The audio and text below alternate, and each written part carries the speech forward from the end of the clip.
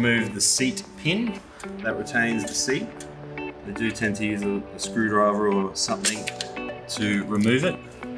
You'll have a pin, a washer, and just quite simply just slide it out, lift the seat up a little bit.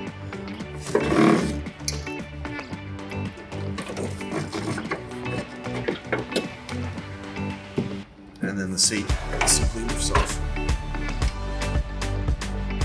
Now we'll remove parts that aren't required anymore, starting with this seat pan, and then moving on to the machine. You've got the old seat bracket toolbox, which is no longer needed, and the old seat switch.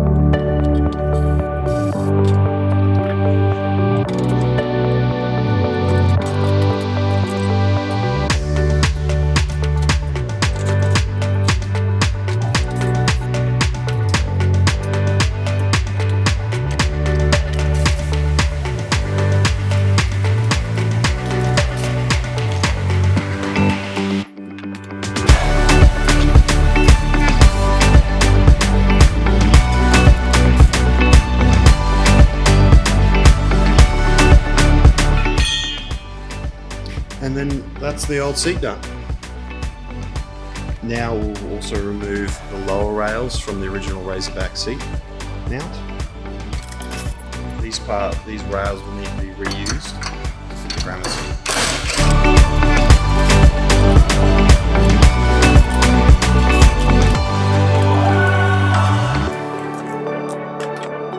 Now we'll fit the original seat rails that came with the Razorback to the Grammer seat base. Take note on the orientation of the seat rails.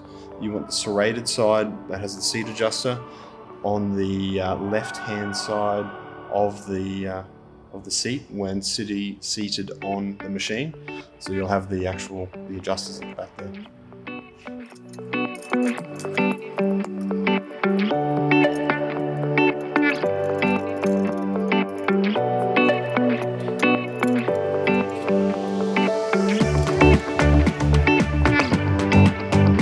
At this stage, I do tend to leave the rails a little bit loose because there is a little bit of variance in how that rail sits on the seat pan.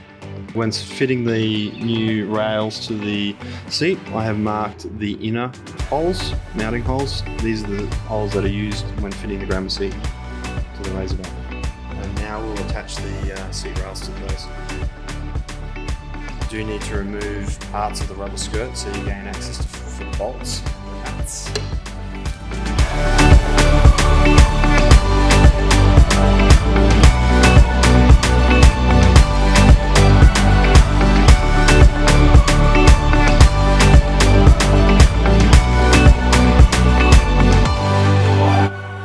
Now again, with the seat base that we did, make sure that the seat adjuster is on the left-hand side of the seat.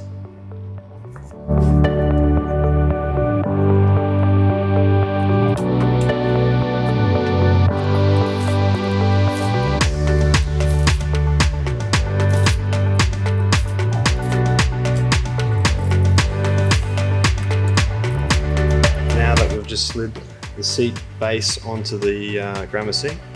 Now we can actually tighten up these seat rail mounts.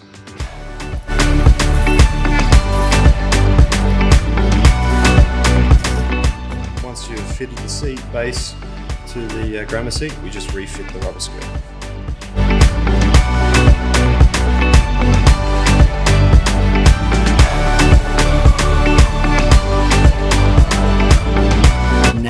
We're going to cut the original Razorback seat switch plug.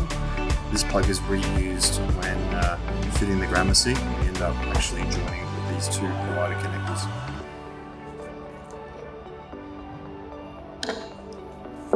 You can discard the rest of the original Razorback seat switch. And now we move on to fitting this plug to the Grammer seat. We actually use the white wire from the Razorback plug that goes to grey, and then we've also got the black wire which goes to the black of the grandma seat. I'm going to strip these wires. Red and blue aren't used, so you can actually disregard that wire altogether. Now we get to remove the grandma seat plug. You can do a little bit if you wanted to save it. I tend to just pull the actual electrical conduit back a bit and simply cut that with a pair of side cutters. Now that the grandma seat plug has been removed, like I said earlier, you use the grey wire that goes to the white of the Razorback plug, and the black wire goes to the black. This blue is not used. I typically will fold that back and feed that back into the conduit so that you don't need it or get confused. So just preparing the wiring to fit the Razorback plug.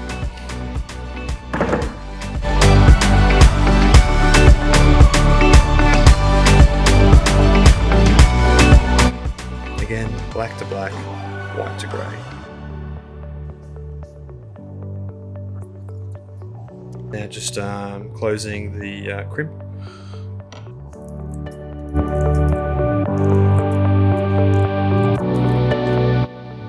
And again, do the same for the opposite one.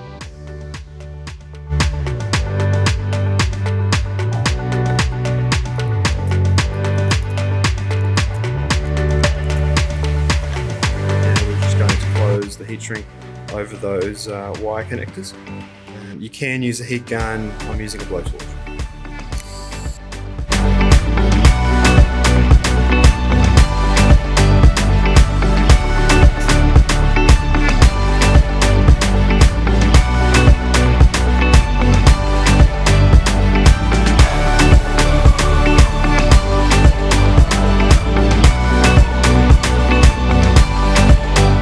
And just like that, now the wires are sealed and crimped. Now I'm just going to wrap the exposed wires to give them a little bit of added protection and weatherproofing. You can use an electrical tape. I'm using a self-bonding rubber tape.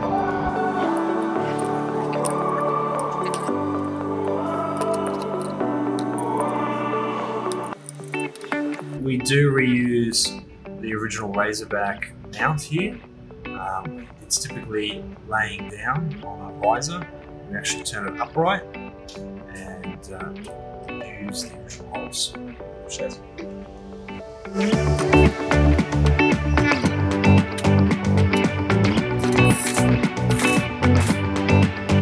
Now supplied with the grandma seat kit is this black base.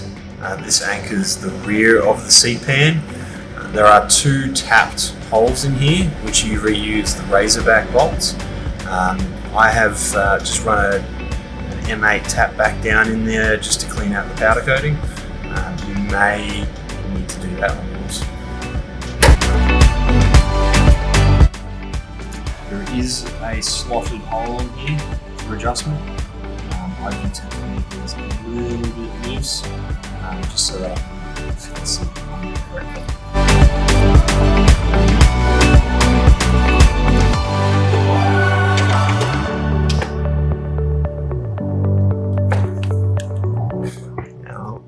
Reuse that pin that we removed at the start. That goes through these holes. You can set the angle a little bit of it. It does just depend on the operator's preference. Now, once the pin is refitted, we reuse the washer and the retaining arch.